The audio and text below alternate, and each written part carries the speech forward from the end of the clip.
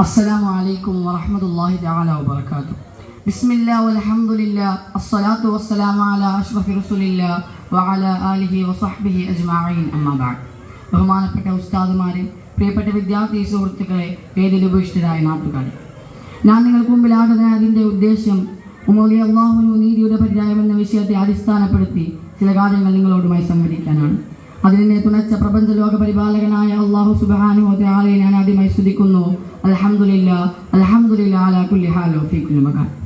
സുഹൃത്തുക്കളെ, 14-ാം നൂറ്റാണ്ടുകാലത്തെ ഇതിഹാസ തുല്യമായ ഇസ്ലാം ചരിത്രത്തിൽ അനർഘമായ ഒരുപാട് ചരിത്ര അധ്യായങ്ങൾ തുന്നിച്ചേർത്തു കടന്നുപോയ മഹാമനുഷ്യനായിരുന്നു ഖലീഫ ഉമർ റളിയല്ലാഹു അൻഹു. ആരെയും ഭയപ്പെടുത്തുന്ന അകാര സൗഷ്ഠവത്തിനും ഗുരുത്വം നിലച്ചു നിൽക്കുന്ന മുഖഭാവത്തിന്റെയും ഉടമയായിരുന്നുവെന്ന് മാത്രമല്ല, ഇക്കാലം വരെയും ലോകത്ത് കഴിഞ്ഞുപോയ എല്ലാ മാനവ സംസ്കാരത്തിനും മുഴുവൻ നീതിപൂർണമായ ഭരണത്തിന്റെയും പ്രജാവാത്സല്യത്തിന്റെയും ഒക്കെ ഒരു ഉത്തമ മാതൃകയാക്കി ഉയർത്തിക്കാട്ടുകയായിരുന്നു. ലോകത്തെ സ്വാധീനിച്ച 100 പ്രശസ്ത വ്യക്തികളുടെ പട്ടിക തയ്യാറാക്കിയ മൈക്കൽ ഹാൾട്ടിന്റെ പുസ്തകത്തിലെ 2-ാം ഭാഗത്തിലെ 51-ാമനായി അല്ലാഹുവിനെ എഴുതാൻ പ്രേരിപ്പിച്ചത് അദ്ദേഹത്തിനുണ്ടായ ദൈവികമായ നീതിബോധം തന്നെയായിരുന്നു. സുഹൃത്തുക്കളെ, ഉമർ അല്ലാഹുവിന്റെ നീതിബോധത്തിന്റെ അനേകം ദൃഷ്ടാന്തങ്ങൾ നമുക്ക് കാണാൻ സാധിക്കും. ഫുറാത്ത് നദിക്കരയിൽ ദഹാത്തിലായി മരിച്ചാൽ ഉമർ ഉത്തരവാദിയാണെന്ന ഉത്തരവാദിത്ത ബോധമായിരുന്നു അദ്ദേഹത്തെ ഓർമ്മിപ്പിച്ചിരുന്നത്. ജിബ്രാൾട്ടർ മുതൽ സൂയസ് കനാൽ വരെയും മൊറോക്കോ മുതൽ സൈപ്രസ് വരെയും 30 ലക്ഷം ചതുരശ്രമയിൽ നീണ്ടു കിടന്നിരുന്ന മഹാസാമ്രാജ്യത്തിന്റെ ഉടമയായിട്ട് പോലും കഷ്ണം വെക്കപ്പെട്ട വസ്ത്രം ധരിച്ച് വെള്ളിയാഴ്ച ദിവസങ്ങളിൽ ഉമർ അല്ലാഹുവിന് ജുമാക്ക് നേതൃത്വം നൽകി.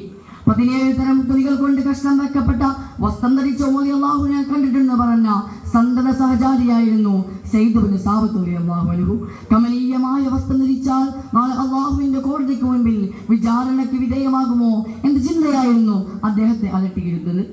യമൻ റആ ഉമറ തക്സൂഹു കിസ്വതഹു വസീതു ഉദുമലഹു വൽകൂഹു മഅവാഹു.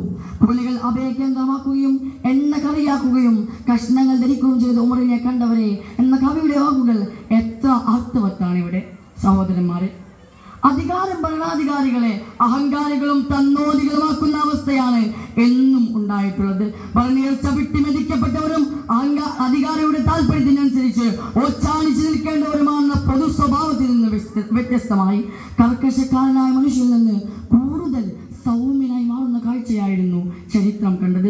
നിശയുടെ നിശീതിനിയിൽ ലോകം കരിമ്പിടം മുതച്ച് ആലസ്യത്തിൽ ആറാടിയപ്പോഴും ജനങ്ങളുടെ ക്ഷേമ ഐശ്വര്യങ്ങൾ തിരക്കി സാമ്രാജ്യം മുഴുക്കെ കാൽനടയായി സഞ്ചരിച്ചു ഖലീഫ ഉമർ റളിയല്ലാഹു അൻഹു.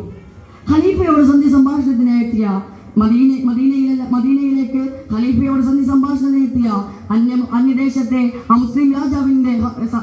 അമുസ്ലിം രാജാവിന്റെ ദൂതൻ ഹർദുറാൻ ഉമർ റളിയല്ലാഹുവിനെ കണ്ടത് 4 പാടും തോക്കെ നിൽക്കുന്ന അശ്വഭടന്മാർക്ക് മുമ്പിലായിരുന്നില്ല, മറിച്ച് മദീന പള്ളിയുടെ ചാരത്ത് മഴത്തവരെ ചെരിപ്പ് തലങ്ങനെയാക്കി ഇറന്നുറങ്ങിയിരുന്ന ഉമർ റളിയല്ലാഹുവിനായിരുന്നു.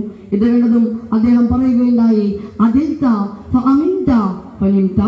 സുഹൃത്തുക്കളെ, ഉമർ റളിയല്ലാഹുവിന്റെ നീതിബോധം തന്നെയാണ് അദ്ദേഹത്തിന് സമാധാനത്തിന്റെയും വിനയത്തിന്റെയും നിറകുടമാക്കിയത്. അഹങ്കാരികളും പക്ഷപാതികളുമാകുന്ന ഈ സമൂഹത്തിൽ ഖലീഫ ഉമറുമാർ സ്വപ്നവും ആഗ്രഹവുമായി മാറുകയാണ്. നാളെ തുറക്കട്ടെ. വാഹുദാവാൻ അൽഹംദുലില്ലാഹ്. അസ്സലാമു അലൈക്കും വറഹ്മത്തുള്ളാഹി തആല വബറകാതുഹു.